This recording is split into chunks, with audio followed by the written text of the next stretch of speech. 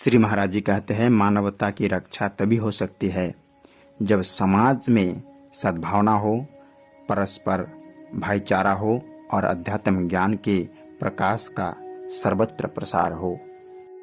अध्यात्म ज्ञान के बोध से ही मानव के जीवन में सुख शांति। प्रिय साथियों, नमस्कार।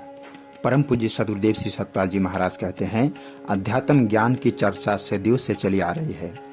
साधु संतों, ऋषि मुनियों एवं ब्रह्मनिष्ठ जनों ने मानव जीवन के कल्याण के लिए हरिनाम की चर्चा की। शरीर का सुख दुख आगमन तो चलता ही रहेगा, परंतु अध्यात्म ज्ञान एक ऐसा चिंतित है जिसके जरिए व्यक्ति अपना तो क्या दूसरों के जीवन में भी रूपांतरण ला सकता है। अगर हमें शिक्षा लेनी ही है तो कर्म योगेश्वर भगवान श्री कृष्ण महाराज से लें, जिनका जीवन गर्भकाल से लेकर कुरुक्षेत्र के मैदान तक कितना संघर्षमय था, लेकिन उन्होंने उफ नहीं की। पहले तो हम वह समझे कि परमपिता परमात्मा ने इस मनुष्य शरीर को हमें क्यों दिया। मैं आपको विज्ञान माध्यम से कुछ समझाना चाहता हूँ। हवा के अंदर नमी के कण व्याप्त होते हैं। वर्तमान समय में भी हवा के अंदर तत्व विद्यमान है। हवा में चारों तरफ नमी है, पर जब हम उसको गर्म करते हैं, बादल बन करके वह ऊपर आकाश में उड़ जाती है। ऊपर ठंडी से जमाव शुरू होने लगता है और एक समय ऐसा आता है कि वह बूंदों का रूप ले लेती है। जो निराकार था वह व्यापक है, वह एक समय प्रकट हो जाता है। कभी कभी आप कार का वातानुकूलित यंत्र चलाते हैं। ज़्यादा ठंडी होने से आप लोगों ने देखा होगा कि कार का शीशा ठंडा हो जाता है और हवा में नमी को ठंडा करके पानी को टपकाने लगता है।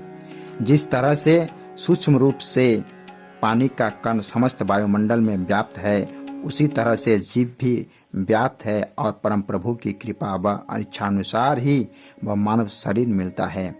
वह सूक्ष्म रूप में था और धीरे धीरे क्रियाशील होने पर मानव का रूप लिया और पृथ्वी पर आया। फिर परम प्रभु की कृपा से सत्संग हरिचर्चा का श्रवण किया और उसे संतों के माध्यम से अध्यात्म ज्ञान की दीक्षा मिली। परमाराध्य जगत जननी माता श्री राजराजेश्वरी देवी जी कहते हैं, परमात्मा को जानना ही भारत की संस्कृति। भगवान कहते हैं कि मेरा भक्त जो मेरा सुमिरन करता है, मेरी याद करता है, वह मेरी आंखों में रहता है और मैं उसकी आंखों में रहती हूँ।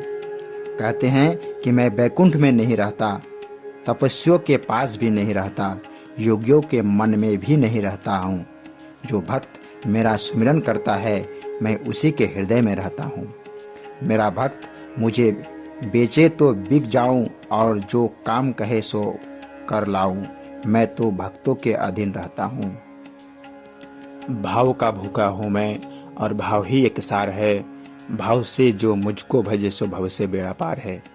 प्रिय भक्तवृंद, माता जी का यह दिव्य वाणी हर भक्त के हृदय में रोपित होनी चाहिए।